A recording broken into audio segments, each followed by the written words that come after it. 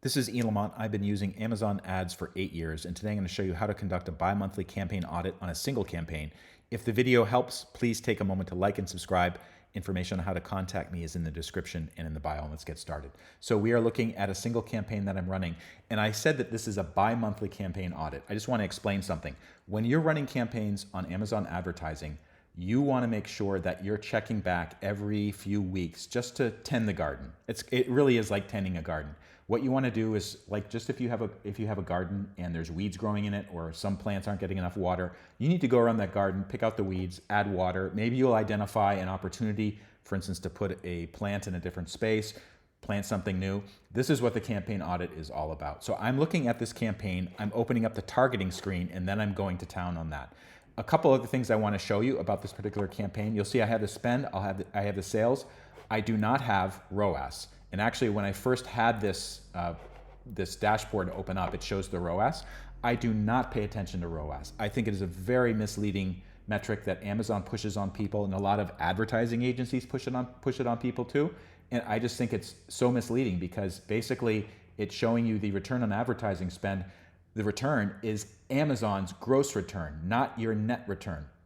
That makes a huge difference in how to evaluate whether it's working or not, because ROAS, if you're using this metric, you're basing decisions on things like how much money Amazon gross, but before Amazon takes its cut, before your manufacturing costs are factored in there. So for this reason, I do not use ROAS. The quick and dirty metric I'm using is actually, there's a couple of them. One of them is conversion rate for a keyword or for the campaign. The other one is the spend per order. Spend per order is easy. So you have orders column here, you have spend here. Just doing simple division, you can tell that this is about $4 per order.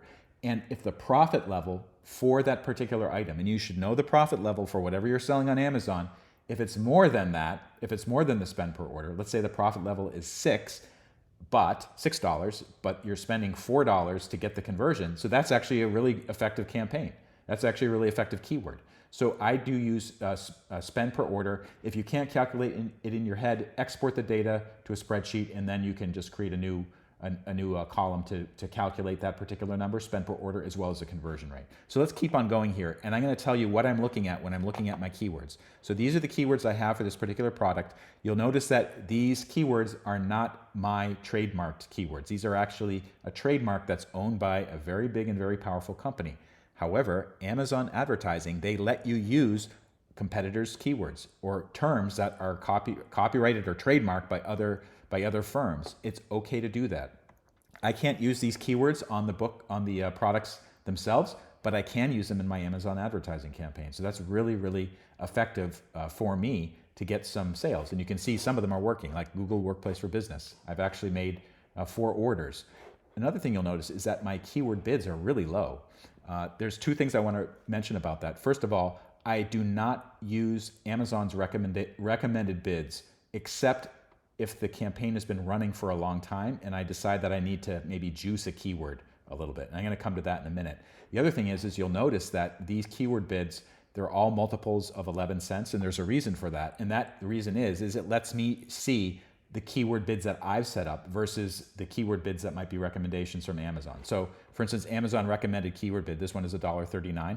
If I applied that one and had $1.39 here, I'd instantly know that that was because it's not a multiple of 11 cents. I know that it is a recommended keyword rather than my own system for bidding it. And the other thing I want to really draw your attention to, check out the suggested bids, $4.30.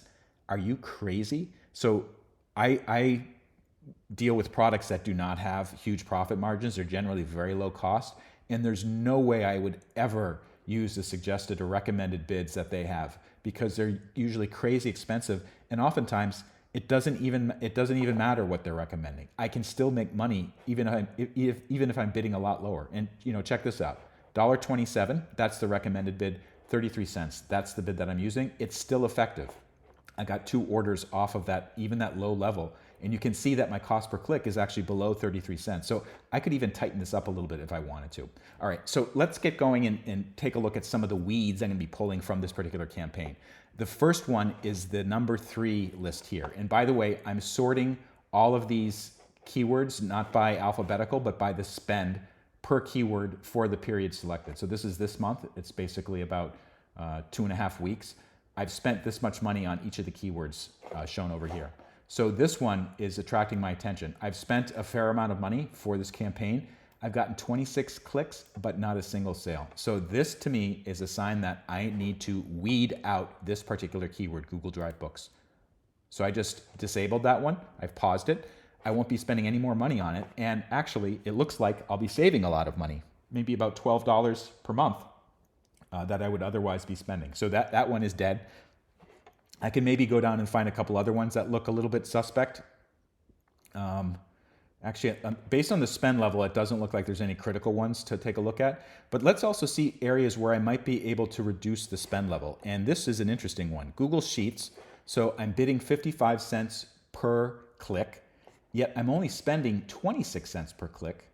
And even off of 5 clicks, I got 1 sale. So this tells me that I'm probably spending too much on this particular keyword. So what I'm going to do is I'm going to change it. I'm going to bump it down to 44 cents, multiple of 11 cents, and save it like that. And we'll see how the performance persists throughout the month. And what I'm going to do at the end of this month or at the beginning of November, I'm going to check the I'm going to do the tending of the garden again. And so I'm going to go through and do things like that. I'll kill some keywords. I'll raise the bid on other keywords, and I'll lower it on still others. Actually, let's take a look at this one where, let's see here. So G Suite 2023, keyword bid is 33 cents. CPC is 26 cents. I've gotten 2 orders on that. So that could be something where I actually might want to boost the opportunity here. So I'm going to increase that, and then I'll check that later on this month to see how it's working out. One thing you can also do if you want to just determine the keywords that aren't working at all, change the date rate from this month to year to date. And what it's going to do is it's going to show vastly higher click levels, which will let me evaluate things better. So for instance, here's one. I've gotten 87 clicks for this particular keyword, Google Drive 2024, but no sales. So you can see I already turned that one off, Google Drive 2024.